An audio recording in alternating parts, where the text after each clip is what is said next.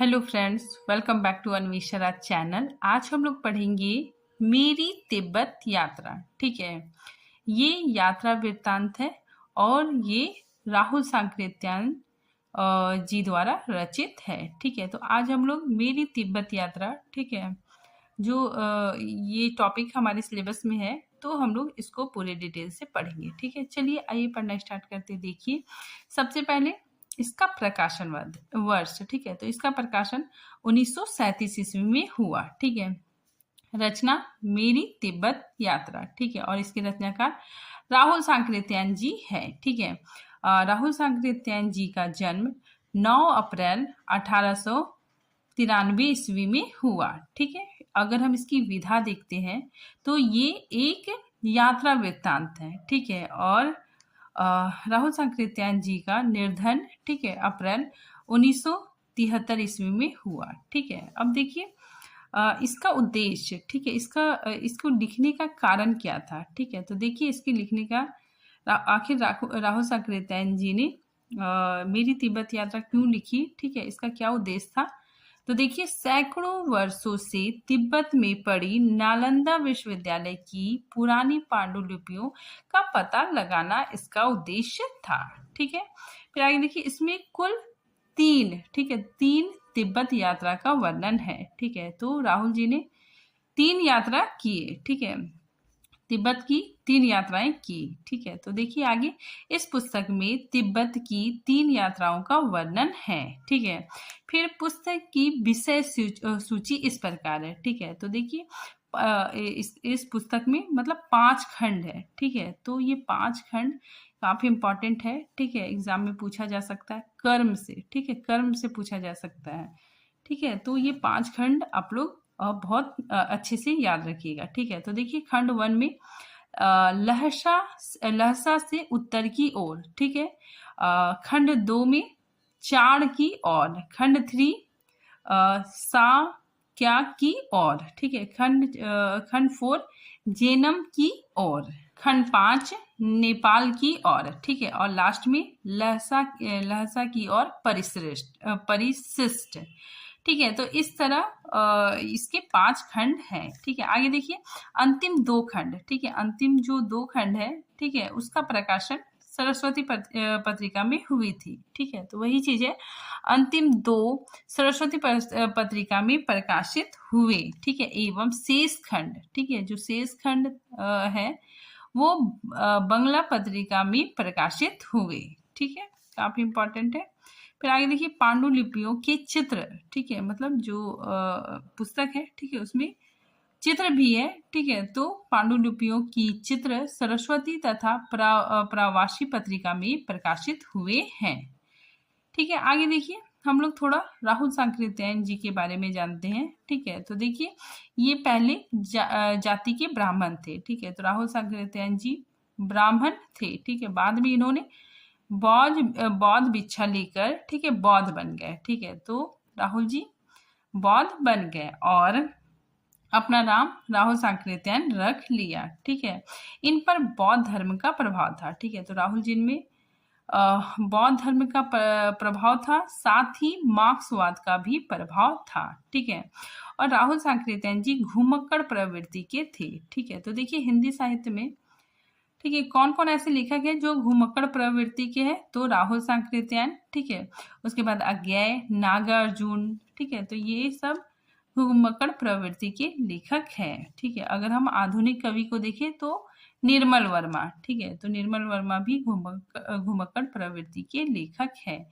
ठीक है, आगे देखिए राहुल सांकृत्यायन जी को तिब्बत जाने की जरूरत क्यों थी।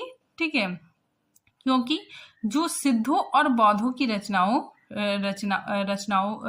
को प्राप्त करने के लिए वे तिब्बत की यात्रा करते हैं। ये देखिए, ठीक है, यहाँ पे बताया जा रहा है कि एक घटना के बारे में कि जब बख्तियार खिलजी का आक्रमण हुआ। ठीक है, तो उसके आक्रमण के बाद नालंदा विश्वविद्यालय और विक्रमशिला विश्वविद्यालय की पुस्तकालय में लाखों की संख्या में सिद्ध और बौद्ध धर्म संबंधी पुस्तकें थी। ठीक है, लेकिन उस पुस्तकालय में आग लगा देने से, ठीक है, बहुत सारे सिद्ध, ठीक है, बहुत सारे सिद्ध अपनी पुस्तकों को लेकर नेपाल की तरफ चल गए, नेपाल चले गए, ठीक है, और तिब्बत चले गए, ठीक है। जो सिद्ध थे, ठीक है, वे अपनी बहुत सारी पुस्तकों को लेकर नेपाल और तिब्बत चले गए, ठीक है। फिर आगे देखिए, जब नेपाल और तिब्बत की तरफ चले गए, ठीक है, तब राहुल सांकृत्यायन जी को कुछ पुस्तकों की खोज के विषय में, ठीक है, तो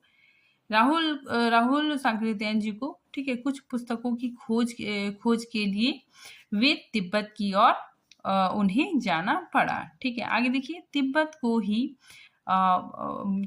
ही भोट देश कहा जाता है, ठीक है। राहुल जी ने इस यात्रा वृत्तांत में तिब्बत को भोट देश के नाम से संबोधित किया है, ठीक है। आइए अब हम लोग कुछ प्रमुख तथ्यों को देखते हैं। देखिए, इस पुस्तक में तिब्बत की 3 यात्राओं का वर्णन है, ठीक है। पहली यात्रा राहुल सांकृत्यायन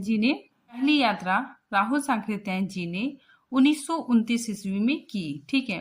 राहुल सांकृत्यायन जो बौद्ध भिक्षु के वेश को धारण कर काठमांडू पहुंचे, ठीक है। वहां से एक मंगोल भिक्षु लैबजंग सौरभ के साथ तिब्बत में प्रवेश किए, ठीक है। आर्थिक रूप से कमी होने पर 15 महीने में वापस, ठीक है, तो ये आर्थिक रूप से कमी होने की वजह से ये 15 महीनों में वापस आ गए, ठीक है। तिब्बत ग्रंथ पांडुलिपियों को लेकर 22 खच्चर, ठीक है, 22 खच्चर पर लाद कर कालिंपोंग लाए, ठीक है। अपनी इस पहली यात्रा में वह 16,019 ग्रंथ लेकर आए, ठीक है। तो राहुल सांकृत्यायन जी ने 16,019 ग्रंथ लेकर आए, ठीक है, 22 खच्चरों में लाद कर, ठीक है, काफी इंपॉर्टेंट है। दूसरी यात्रा 1934 ईस्वी में की, ठीक है। इस बार इन्होंने नेपाल के बजाय कश्मीर के रास्ते तिब्बत में प्रवेश किया। इस पुस्तक में कुल चित्र सूची में 33 तस्वीर है, ठीक है। आगे देखिए, संस्कृत ग्रंथ की मूल पांडुलिपियां देखने को मिली, ठीक है, लेकिन उन्हें भारत लाने की अनुमति राहुल सांकृत्यायन जी हासिल नहीं कर पाए, ठीक है। इस ग्रंथ की फोटोग्राफ और हाथ से नकल करने की अनुमति मिली, ठीक है। फिर आगे देखिए, 1936 ईस्वी को राहुल सांकृत्यायन जी ने तिब्बत में तीसरी यात्रा की, ठीक है। इस बार वह रूस से तिब्बत की यात्रा की, साथ ही परमान वार्तिका भाष, ठीक है, ये पुस्तक इन्होंने खोजा, ठीक है। तो देखिए, काफी इंपॉर्टेंट है परमान वार्तिका भाष पुस्तक, ठीक है, जिनके महान रचनाकार दार्शनिक धर्म कृति थे, ठीक है। इस बहुमूल्य पुस्तक को पूरी दुनिया के विद्वान ढूंढ रहे थे, ठीक है। यह ग्रंथ मूल संस्कृत में था, ठीक है, तो यह ग्रंथ मूल संस्कृत में था। संस्कृत ग्रंथ नष्ट हो गए थे, लेकिन यह तिब्बत भाषा में मौजूद था, ठीक है। तो काफी इंपॉर्टेंट है ये जो पुस्तक है, ठीक है। इस पुस्तक को काफी लोग ढूंढ रहे थे, ठीक है, लेकिन किसी को नहीं मिला। राहुल सांकृत्यायन जी ने ढूंढा तो मिल गया, ठीक है। तो ये बहुत ही बहुमूल्य पुस्तक था, ठीक है। तो इस पुस्तक की खोज राहुल सांकृत्यायन जी ने किया था, ठीक है। अब हम लोग देखते हैं भूमिका, ठीक है। भूमिका में राहुल सांकृत्यायन जी लिखते हैं, ठीक है। तो देखिए, भूमिका प्रकथन नाम से है, ठीक है। तो देखिए, राहुल सांकृत्यायन जी कहते हैं कि मैंने अपनी इस यात्रा को तिब्बत से लौटते ही प्रेस में दे दिया था, किंतु कुछ कारणों से 36 पृष्ठ तक छपकर काम रुक रहा, ठीक है। और अब तीसरी बार तिब्बत से लौटने के बाद यह पुस्तक पाठकों के हाथ में जा रही है, ठीक है। 128वें पृष्ठ के बाद 2-3 पृष्ठ लुप्त हो गए, ठीक है। तो लेखक बोल रहे कि 2-3 पृष्ठ गायब हो गए, ठीक है। इसीलिए वह सिलसिला कुछ टूटा सा मालूम होगा। यात्रा के अंतिम 2 अध्याय, ठीक है, मैंने बताया अंतिम 2 अध्याय सरस्वती में निकले थे, ठीक है। चित्र सरस्वती तथा प्रवासी बंगला पत्रिका है, ठीक है, तो प्रवासी में प्रकाशित हुए, ठीक है। हम दोनों पत्रों के आभारी हैं, ठीक है। तो राहुल सांकृत्यायन कहते हैं कि हम दोनों पत्रों के आभारी हैं, ठीक है। लास्ट में परिशिष्ट लहसा की ओर, ठीक है, तो फिर यहाँ पे भूमिका खत्म हो जाती है। आगे देखिए खंड एक में क्या है, लहसा से उत्तर की ओर, ठीक है, तो इसमें पाया फेनबो, ठीक है, तो पाया फेनबो एक जगह है, ठीक है, इसका समय 30/7/1934, ठीक है, श्री आनंद जी, लेखक लिखते हैं श्री आनंद जी, ठीक है। तो देखिए यहाँ पे आनंद जी क्यों लिखे हैं, तो देखिए पहली यात्रा इन्होंने पाया फेम्बो में किया, ठीक है, तो राहुल सांकृत्यायन जी ने पहली यात्रा पाया फेम्बो में किया, ठीक है। वे चिट्ठी के रूप में आनंद जी को एक तरीके से लिख रहे हैं, ठीक है, आनंद जी को अपने यात्रा वृत्तांत के बारे में बता रहे हैं, ठीक है। तो देखिए लहसा में 2 महीना 11 दिन रहे, ठीक है, काफी इंपॉर्टेंट है कि इन्होंने लहसा में 2 महीने 11 दिन रहे। इसी बीच विनय पिटक, ठीक है, विनय पिटक का अनुवाद किया, ठीक है, साथ ही विज्ञापित, ठीक है, विज्ञापित के उस भाग को भी संस्कृत में अनुवाद किया। और इसके अतिरिक्त, ठीक है, लेखक बोलते हैं कि इसके अतिरिक्त महत्वपूर्ण ग्रंथ तालपत्र के संस्कृत ग्रंथ अभिसमय अलंकार टीका तथा वाद न्यास टीका की खोज पाने का सौभाग्य मिला, ठीक है। तो लेखक यहाँ पे बता रहे हैं कि अभिसमय अलंकार टीका और वाद न्याय टीका खोजने में सफल हुए, ठीक है। तो यहाँ पे लेखक क्या करते हैं, विनय पिटक का अनुवाद करते हैं, ठीक है, साथ ही विज्ञापित के उस भाग को संस्कृत में अनुवाद करते हैं। उसके अतिरिक्त 2 महत्वपूर्ण ग्रंथ हैं, ठीक है, इन्हें मिलता है, ठीक है। तो 2 महत्वपूर्ण ग्रंथ अभिसमय अलंकार टीका और वाद न्याय टीका, ठीक है, ये 2 ग्रंथ ढूंढने में सफल होते हैं। आगे देखिए खुद को राहुल जी नास्तिक करते हैं, ठीक है, तो राहुल सांकृत्यायन, ठीक है, अपने आप को नास्तिक कहते हैं। देखिए भोट सरकार, भोट किसको बोला गया, तिब्बत को ही बोला गया है, ठीक है। तो लेखक लिखते हैं कि भोट सरकार से चिट्ठी मिलने वाली है, ठीक है, यात्रा संबंधी सुविधा हेतु, ठीक है। तो लेखक बता रहे हैं कि जो तिब्बत की जो सरकार है, ठीक है, उससे चिट्ठी मिलने वाली है, ठीक है, और हमें यात्रा में काफी ज्यादा सुविधा मिलेगी, ठीक है। आगे देखिए सौभाग्य से लहसा के फोटोग्राफर लक्ष्मी रतन चलना स्वीकार कर लिया, ठीक है, इन्हें तिब्बत के लोग नातीला नाम से बुलाते थे, ठीक है। तो काफी इंपॉर्टेंट है, पूछा जा सकता है, ठीक है, कि लेखक ने एक फोटोग्राफर को भी लिया था, ठीक है, उसका नाम लक्ष्मी रतन था, ठीक है, और तिब्बत के लोग इसी फोटोग्राफर लक्ष्मी रतन को नातीला के नाम से पुकारते थे, ठीक है। अन्य साथी इंची मिंची, ठीक है, सोनम गयल माछन, ठीक है, गैन दू छो फैल, ठीक है। तो देखिए काफी इंपॉर्टेंट है, इस यात्रा में उनके साथ 4, ठीक है, 4 लोग गए थे, ठीक है, 4 साथी गए थे। 4 साथी कौन कौन है, पहला लहसा के फोटोग्राफर श्री लक्ष्मी रतन, ठीक है, दूसरा इंची मिंची, ठीक है, तीसरा सोनम गयल माछंद, ठीक है, और चौथा गैन दुन छो फैल, ठीक है। फिर आगे लेखक लिखते हैं कि अपने साथ, ठीक है, अपने साथ ये लोग बंदूक और खच्चर लेकर जाते हैं, ठीक है। लहसा के बाद पहला घर तंबू चिका आया, ठीक है, जहां राहुल जी कहते हैं कि लहसा में बिजली भी पैदा की जाती है, ठीक है। तो राहुल सांकृत्यायन जी कहते हैं कि लहसा में बिजली भी पैदा की जाती है, ठीक है। फिर दूसरा स्थान आता है नालंदा तिब्बत, ठीक है, इसका समय 31/7/1934, ठीक है। तो लेखक यहाँ पे बताते हैं कि पाया से 8 बजे रवाना हुए, ठीक है, 8 बजे रवाना हुए, 6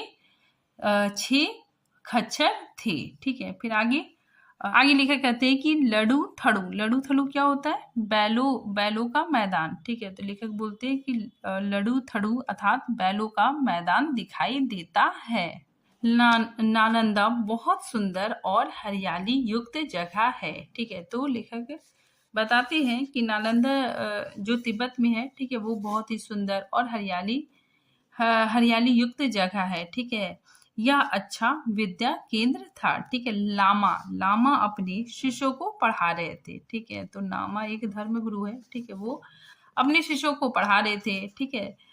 जब हम लोग वहां पहुंचे, ठीक है, पूछने पर सहृदयता के साथ बताया कि यहाँ तालपत्र की पुस्तकें नहीं है, ठीक है। शाम को साक्षात करने के बाद हम लोग विश्राम किए, ठीक है। तो लामा ने, ठीक है, बताया कि यहाँ पे ताल पत्र की पुस्तकें नहीं है, ठीक है। नेक्स्ट जगह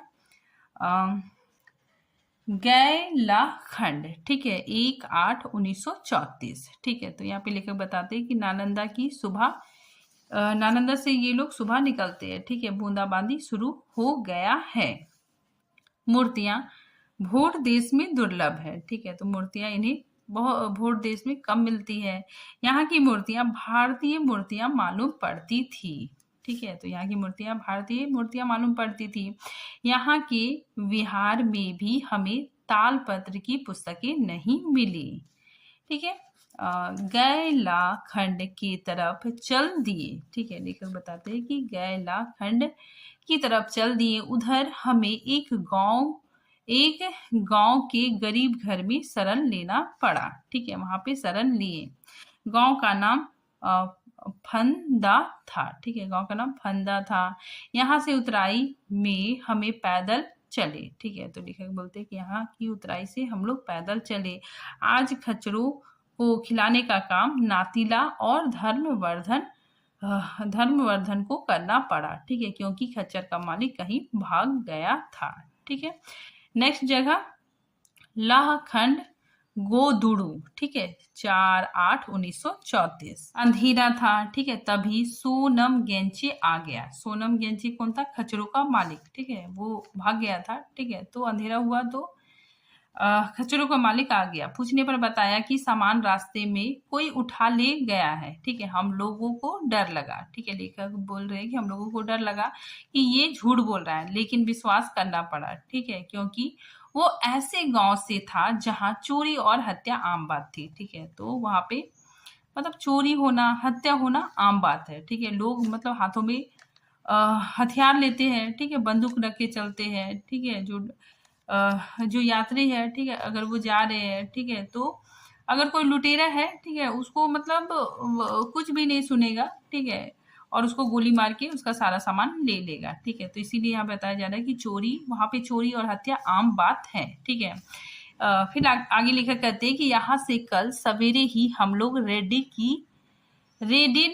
की तरफ रवाना होंगे, ठीक है। फिर आगे देखिए, रेडेड एक जगह का नाम, ठीक है, 5/8/1984, ठीक है। तो यहाँ पे लेखक बताते हैं कि हमने एक मानी पार की, ठीक है, मानी मतलब पहाड़, ठीक है। तो हमने एक मानी पार की। फिर देखा हमारे दो साथी एक छोटे चट्टान पर पत्थर के टुकड़ों से मार रहे हैं, ठीक है। साथ ही कहते जा रहे हैं चाफू माफू, अर्थात चाय दो, चाय प्रदान करो, मक्खन प्रदान करो, ठीक है। तो यहाँ पे लेकर बता रहे कि हम लोग एक पहाड़ से मतलब पार कर रहे थे, ठीक है। तभी देखिए कि हमारे जो दो साथी है, ठीक है, वो एक चट्टान पर पत्थर के टुकड़े मार रहे हैं, ठीक है। साथ ही कहते जा रहे चाफू माफू, ठीक है।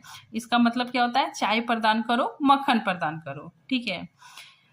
फिर आगे लेखक लिखते हैं कि मालूम होता है कि सभी श्रद्धालु यहाँ पर चाफू माफू करते हैं। तभी तो इस छोटी सी चट्टान पर 50 गोल गड्ढे हो गए थे, ठीक है। आगे लेखक बताते हैं कि हमारे साथियों ने अपने पिस्तौल और बंदूकों को हाथ में ले लिया, ठीक है, क्योंकि हथियार के बिना हाथ में लिए इस गुम्बा के भीतर जाना निषिद्ध है, ठीक है। तो यहाँ पे एक गुम्बा की जगह है, ठीक है। यहाँ पे मतलब हथियार लेके ही जाना जरूरी है, ठीक है। जिसके पास हथियार नहीं रहेगा उसको जाने का इजाजत नहीं मिलेगा, ठीक है। इसीलिए यहाँ पे लेखक बोल रहे हैं कि हथियार को बिना हाथ में लिए इस गुम्बा के भीतर जाना निषिद्ध है, ठीक है। पश्चिम वाले विशाल के स्तंभ के पास पहुंचकर हमने रेडिड रिम्पोछो की चिट्ठी भीतर गुम्बा के ऑफिसर को दिया। हमने चिट्ठी दी, उसमें सिर्फ कमरे में रहने की बात थी, ठीक है। तो यहाँ पे यही बताया जा रहा है कि रेडिड रिम्पोछो कौन थे? वहाँ के मतलब राजा थे, ठीक है। तो लेखक उनसे चिट्ठी लिए थे, ठीक है। और उस चिट्ठी में मतलब जो रेडिड रिम्पोछो राजा है, ठीक है, उन्होंने वादा किया था कि हम आपको ये चिट्ठी लिख के दे रहे हैं, ठीक है, आप जहाँ जाइएगा, ठीक है, जिस मठ में जाइएगा वहाँ आपको मतलब वहाँ की जो पुस्तकें हैं, ठीक है, उसे देखने को आपको मिलेंगी, ठीक है। तो इसमें मैं चिट्ठी में लिख दे रहा हूँ, ठीक है। ऐसा वहाँ का राजा रेडी रेडिड रिम्पोछो कहते हैं, ठीक है। लेकिन जब लेखक वहाँ पे गुम्बाके के भीतर पहुँचते हैं, ठीक है, और वहाँ पे चिट्ठी अंदर गुम्बाके ऑफिसर को देते हैं, ठीक है। तो सिर्फ चिट्ठी में सिर्फ कमरे में रहने की बातें लिखी थी, ठीक है, कि ये लोग कमरे में रुकेंगे और इनको सुविधा देना है, ठीक है। तो देखिए यहाँ पे आगे लेकर क्या कहते हैं कि पिछली यात्रा में जब रेडिड रिम्पोछो से बिहार में पढ़ते थे तभी उन्होंने मुझसे कहा था कि उनके बिहार में दीपंकर हाथ के कुछ पुस्तकें हैं, ठीक है, रेडिड चलने पर उन्हें दिखाएंगे। उस समय रेडिड रिम्पोछो तिब्बत के राजा नहीं हुए थे, ठीक है। अब की बार जब उनसे मिला तब यह चिट्ठी मिली और उस चिट्ठी में पुस्तकालय का जिक्र नहीं है, ठीक है। तो लेखक बोलते हैं कि जब हम लोग साथ में पढ़ते थे, ठीक है, तो उस समय उसने कहा था कि दीपंकर की कुछ पुस्तकें हैं, ठीक है, उसको मैं तुमको दिखाऊंगा, ठीक है। साथ ही उसने चिट्ठी लिख दिया, ठीक है, कि ये चिट्ठी लेके जाओ और तुम पुस्तकालय में इनके पुस्तकों को दीपंकर की पुस्तकों को देखना, ठीक है। लेकिन जब वो चिट्ठी लेके आते हैं, ठीक है, तो उसमें सिर्फ कमरे की बातें लिखी होती है और पुस्तकालय का जिक्र नहीं होता है, ठीक है। तो लेखक बहुत उदास हो जाते हैं। आगे लिखते हैं कि यदि मुझसे यह बात लहसा में ही कह दी गई होती तो शायद मैं ये ऐसी खतरनाक यात्रा को ना करके, ठीक है, इस समय को किसी और दूसरे काम में लगाता, ठीक है। तो लेखक बोलते हैं कि जो राजा है, ठीक है, रिम्पोछो, ठीक है, उसने तो धोखा दे दिया, ठीक है। अगर ऐसी बात हमको पहले ही बता देता, ठीक है, तो मैं इतना समय बर्बाद नहीं करता अपना, ठीक है, साथ ही अपना समय दूसरे काम में लगाता, ठीक है। तो उसी चीज का यहाँ पे लेखक ने बताया है। आगे देखिए, दीपंकर के हाथ की पुस्तकों को ढूंढने के लिए मुझे तो आशा ना थी। रेडिड में चित्रपट देखते हैं। तो लेखक बोलते हैं कि यहाँ पे दीपंकर के हाथों की पुस्तक, ठीक है, ढूंढने की मुझे आशा नहीं थी, ठीक है। साथ ही यहाँ पे चित्रपट देखते हैं राहुल सांकृत्यायन जी, ठीक है, और उसकी तुलना अजंता की गुफाओं के चित्रों से करते हैं, ठीक है। उन्होंने उसकी तुलना अजंता के प्रसिद्ध बौद्धिस्ट जैसी खड़ी तस्वीरों से किया, ठीक है। तो लेखक ने यहाँ जो चित्रपट देखे उसकी तुलना अजंता की गुफाओं के चित्रों के साथ करते हैं, ठीक है। वे कहते हैं कि वही आभूषण, वैसा ही विशाल भुजाएं और वक्ष, वैसा ही उदर, ठीक है। फोटो लेने की अनुमति ना होने से मैं उनकी नकल भारत नहीं ला सका, ठीक है। इसका बड़ा अफसोस रहा, ठीक है। तो राहुल जी बोलते हैं कि इसका मुझे बहुत ज्यादा अफसोस रहा। फिर आगे देखिए, दीपंकर हाथ की यह पवित्र पुस्तक जिसमें शायद उनकी हिंदी में रचित वासन वगीति भी हो, ठीक है, ना जाने कब इन नादान राक्षसों के हाथ से सर्वदा के लिए नष्ट हो जाए, ठीक है। तो लेखक बोलते हैं कि दीपंकर की जो महत्वपूर्ण पुस्तकें हैं, ठीक है, वे पुस्तकें इन मूर्खों की वजह से नष्ट हो जाएगी, ठीक है। अगर मुझे मिल जाती, ठीक है, तो मैं इसे प्रिंट करा देता, ठीक है, इसको सुरक्षित रखता, ठीक है, साथ ही लोगों तक पहुंचा देता, ठीक है। लेकिन ये मूर्खों की वजह से, ठीक है, इनकी जो पुस्तक है, ठीक है, वो नष्ट हो जाएगी। अब देखिए, मेरी तिब्बत यात्रा में चित्रित स्थान, ठीक है, कौन कौन स्थान का चित्रण हुआ है। तो लहसा, ठीक है, यहाँ राहुल जी 2 माह 11 दिन रहे, ठीक है। फिर यहाँ पे विनय पिटक का अनुवाद राहुल जी ने किया, ठीक है। और आगे देखिए, तब चीका लहसा के बाद यह पहला पड़ाव स्थान था, ठीक है। उसके बाद फिर जोतू का मतलब जोतू का गोला, ठीक है। तो जोतू का नाम का एक स्थान था, ठीक है। यहाँ की पहाड़ी पर चढ़कर पीछे मुड़कर देखने पर लहसा नगरी दिखाई देती है। ठीक है, इसे हित का देश भी कहा जाता है। ठीक है, तो देखिए यहाँ पे चित्र के माध्यम से सबसे पहले लहसा गए। ठीक है, उसके बाद फिर तबची का। ठीक है, उसके बाद सबसे ऊपर जोतू का। ठीक है, जोतू का के पास अगर हम रहेंगे तो लहसा नगरी हमें बहुत आसानी से दिखाई देगी। ठीक है, नेक्स्ट स्थान जूला खांडगो। ठीक है, जूला खांडगो बिहार। यहाँ बुद्ध की विशाल मूर्ति थी। ठीक है, जिसके सामने रोड सुतोन की प्रतिमा थी। ठीक है, तो रोड सुतोन व्यक्ति था। ठीक है, जिसकी प्रतिमा उनके सामने थी। ठीक है, फिर आगे देखिए गय लह खंड। ठीक है, ये भारतीय देवालय। ठीक है, भारतीय देवालय। फिर बिहार। ठीक है, इसे दीपशंकर के शिष्य, ठीक है, डावेम सातौन पा, ठीक है, ने बनवाया था। ठीक है, फिर आगे देखिए तिब्बत प्रदेश की भाषा, वहाँ सभ्यता, संस्कृति, जीवन शैली आदि की विस्तृत जानकारी हमें इस ग्रंथ में प्राप्त होती है। ठीक है, और इसमें कुल 5 अध्याय हैं। इस पुस्तक में तिब्बती लोगों, मठों, पुस्तकों, धर्म गुरुओं आदि के कई चित्र भी देखने को मिलते हैं। ठीक है, पुस्तक में कुल 197 पृष्ठ है। ठीक है, अब देखिए अब हम लोग सारांश, ठीक है, सारांश देखते हैं। ठीक है, कि ये जो पुस्तक है 5 भागों में है। ठीक है, तो इसका हम लोग सारांश देखते हैं। सबसे पहले लहसा से उत्तर की ओर। ठीक है, तो देखिए यह पुस्तक का पहला अध्याय है। ठीक है, पहला अध्याय या खंड है जो पत्र शैली में सन 1934 में आनंद नामक व्यक्ति को लिखा गया है। कलिंपोंग से लहसा तक का पुराना रास्ता उन्होंने तय किया। ठीक है, तो इन्होंने पुराना रास्ता ही तय किया।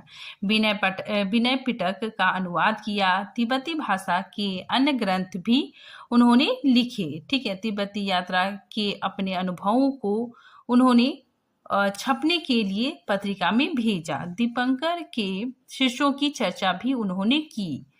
ठीक है, दीपंकर के शिष्यों की चर्चा भी उन्होंने की जो तंत्र मंत्र के विरोधी थे। ठीक है, वो भोट सरकार की आज्ञा लेकर, ठीक है, भोट सरकार की आज्ञा लेकर वहां प्राचीन ग्रंथों की खोज में गए थे। ठीक है, फिर आगे देखिए 4 साथी। ठीक है, लेखक के साथ 4 साथी और 6 खच्चर लेकर चले थे। ठीक है, वहां स्थित नालंदा का भ्रमण किया और उसमें रहने वाले बौद्ध भिक्षुओं तथा छात्रों और पुस्तकों का वर्णन किया। ठीक है, तो राहुल जी ने बौद्ध भिक्षुओं, ठीक है, वहां के जो छात्र हैं, ठीक है, पुस्तकों का वर्णन किया है। तिब्बत प्रदेश में पानी से बनने वाली बिजली का भी इसमें वर्णन है। ठीक है, इस प्रदेश की भेड़ और चमरिया मतलब क्या होता है, याक। ठीक है, याक भी रास्ते में उनको दिखाई देते हैं। ठीक है,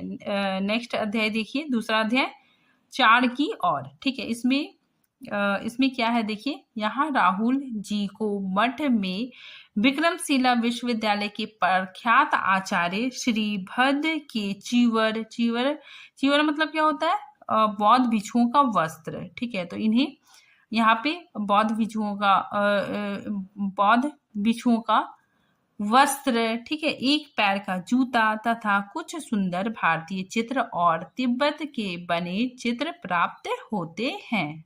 वे मुख्यतः यहाँ परमान वार्तिका, ठीक है, काफी इंपॉर्टेंट है, इसी बुक को लेखक ढूंढने के लिए आते हैं। ठीक है, तो देखिए वे मुख्यतः यहाँ परमान वार्तिका नामक पुस्तक के मूलभूत को ढूंढने आए थे जो उन्हें नहीं मिली। ठीक है, यहाँ स्थित कई प्रसिद्ध मठों और विहारों के दर्शन कर और वहां स्थित बुद्ध की प्राचीन पीतल की मूर्तियों के दर्शन कर और चित्र लेकर वे शाक्य की ओर रवाना हुए। अब देखिए दूसरा अध्याय शाक्य की ओर। ठीक है, देखिए इसमें क्या है, इस अध्याय में यहाँ के एक मठ में लेखक को बहुत सी महत्वपूर्ण पुस्तकें मिली। ठीक है, तो यहाँ के मठ में लेखक को बहुत सारी पुस्तकें मिली। सर्वाधिक महत्वपूर्ण पुस्तक धर्मकृति की वाद न्यास थी।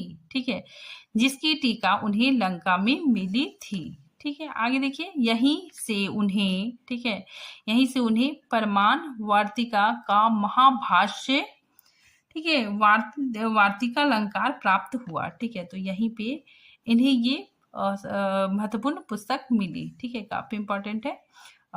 राहुल सांकृत्यायन जी को परमान वार्तिका पुस्तक मिली। ठीक है, इसी को ढूंढने के लिए वो मतलब आए थे। ठीक है, तो देखिए, यहीं से उन्हें परमान वार्तिका का महाभाष्य वार्तिका अलंकार प्राप्त हुआ, जिससे राहुल जी को अत्यंत प्रशंसा हुई और उन्होंने उस ग्रंथ को पूरा लिखा। ठीक है, यहीं उन्हें श्रीमती दीर्घायु श्री और उनके पति मिले। ठीक है, जिन्होंने राहुल जी की अच्छी आवभगत की। ठीक है, यहाँ उन्हें 13 मूर्तियां और एक तालपत्र की पुस्तक भी मिली। ठीक है, काफी इंपॉर्टेंट है।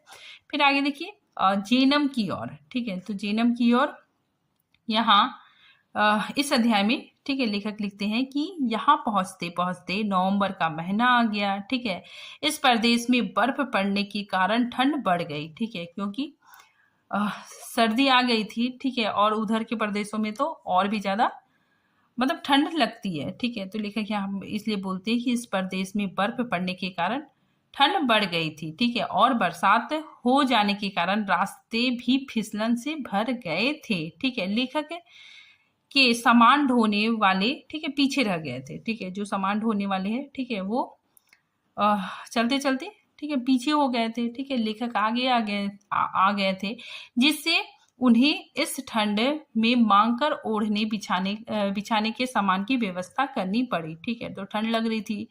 ठीक है, तो लेखक ने दूसरे से मांगा, ठीक है, ओढ़ा। ठीक है, तो मांगने ओढ़ने के सामान की व्यवस्था करनी पड़ी। वे नेपाल के एक व्यापारी, ठीक है, व्यापारी के आश्रम में रहे और व्यवस्था हो जाने पर नेपाल की ओर चल दिए। ठीक है, तो फिर यहाँ से लेखक नेपाल की ओर चले गए। ठीक है, फिर आगे का अध्याय नेपाल की ओर। ठीक है, देखिए, इसमें लेखक लिखते हैं कि नेपाल पहुंचने पर राहुल जी को हाल में आए भूकंप की क्षतिग्रस्त मकान दिखाई दी। ठीक है, तो यहाँ पे नेपाल आए। ठीक है, तो यहाँ पे भूकंप आया हुआ था। ठीक है, इसी वजह से भूकंप से ग्रसित भूकंप की क्षति से, ठीक है, मकान दिखाई पड़ा। ठीक है, जो भूकंप के 11 महीने बाद भी निर्मित नहीं किए जा सके थे। ठीक है, वे कहते हैं कि भूकंप क्षेत्र में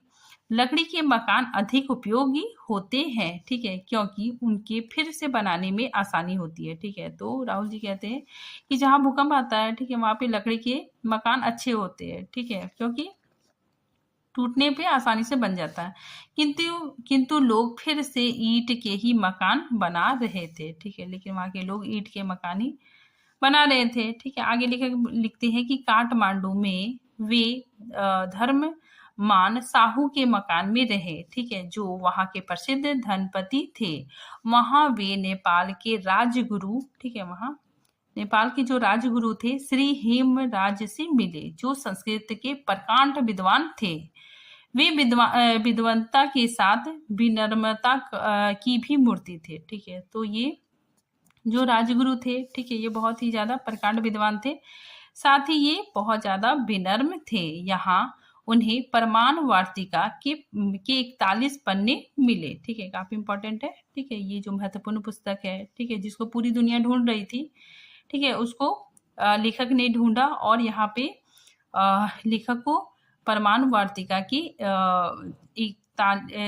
41 से पन्ने मिले। ठीक है, पाटन के बौद्ध विहार में अनेक प्राचीन पुस्तकें थे। ठीक है, जो इस भूकंप में समाप्त हो गई थी। ठीक है, तो पाटन के बौद्ध विहार में अनेक प्राचीन पुस्तकें थी। ठीक है, जो भूकंप के कारण समाप्त हो गई थी। ठीक है, आगे देखिए, राजगुरु के पुस्तकालय में उन्हें तिल्लोपा का दोहा कोष मिला। ठीक है, काफी इंपॉर्टेंट है। फिर आगे देखिए, सरकारी पुस्तकालय से सरहप्पा का दोहा कोष मिला। ठीक है, काफी इंपॉर्टेंट है। लेखक को यहाँ पे, ठीक है, सरकारी पुस्तकालय से सरहप्पा का दोहा कोष मिला। ठीक है, काफी इंपॉर्टेंट है। आगे देखिए, वहां के शिक्षा विभाग के director general Mrigendra Shamsher MA के पुस्तकालय में भी वे गए, ठीक है, जो वहाँ के परराष्ट्र मंत्री भी थे, ठीक है, राजघरानों से संबंधित थे। उस पुस्तकालय में उन्हें विदेशी विद्वानों की जीवनियां मिली, ठीक है। तो इस पुस्तकालय में लेखक को विदेशी विद्वानों की जीवनियां भी मिली। आगे देखिए, लेखक द्वारा संग्रहित वस्तुओं को नेपाल से बाहर ले जाने की अनुमति भी शमशेर राणा द्वारा दिलाई गई, ठीक है। अंततः अनेक बाधाओं और लगातार ज्वर की स्थिति रहने पर वे 5 दिसंबर 1934 को पटना पहुंचे, ठीक है। तो लेखक को इस यात्रा में बहुत दिक्कत भी हुई, ठीक है, साथ में उन्हें बुखार भी आता था, ठीक है। इसीलिए यहाँ पे लिखा गया है कि अनेक बाधाओं और लगातार ज्वर की स्थिति, ठीक है, ज्वर की स्थिति, ज्वर मतलब बुखार, ठीक है। तो ज्वर की स्थिति रहने पर भी वे 5 दिसंबर 1934 को पटना पहुंचे। इस यात्रा में विपरीत परिस्थितियों और स्वास्थ्य खराब होने के कारण उनका वजन 40 पाउंड घट गया, ठीक है। तो राहुल संकृत्यायन जी का वजन 40 पाउंड घट गया, ठीक है। अब देखिए परिशिष्ट, लेखक ने परिशिष्ट भी लिखा है, ठीक है, लहसा की और, ठीक है। तो देखिए राहुल जी ने परिशिष्ट में भोटिया लोगों की विशेषताओं का उद्घाटन किया है, ठीक है। वे पीने और नाच के बहुत शौकीन होते थे, ठीक है, मतलब वो पीने, ठीक है, और शराब पीने और नाच के बहुत शौकीन होते हैं। वहाँ जुआ घर का भी प्रचलन था, ठीक है। गेहूं, जौ, धान और बाहर का कोई भी काम, ठीक है, तो बाहर का हर काम करते हुए कोई ना कोई गीत गाते थे, ठीक है। तो ये लोग गाना गाते थे, ठीक है, कोई भी काम करे, ठीक है, गेहूं, जौ, धान, ठीक है, ये सब कोई भी जब वे लोग काम करते थे तो गीत गाते थे, ठीक है, जो उनके श्रम का परिहार करते थे और उनकी संगीत प्रियता के परिचायक भी है, ठीक है। फिर आगे देखिए, राहुल जी की यह यात्रा मुख्यतः बौद्ध धर्म की प्राचीन ज्ञान संपदा की खोज के लिए थी, ठीक है। तो काफी इंपॉर्टेंट है ये जो यात्रा है, ठीक है, राहुल जी का, ये मुख्यतः बौद्ध धर्म की प्राचीन ज्ञान संपदा की खोज के लिए किया गया था, ठीक है। तो आज ये टॉपिक यहाँ पे खत्म होता है। मिलते हैं नेक्स्ट टॉपिक के साथ, तब तक के लिए थैंक यू।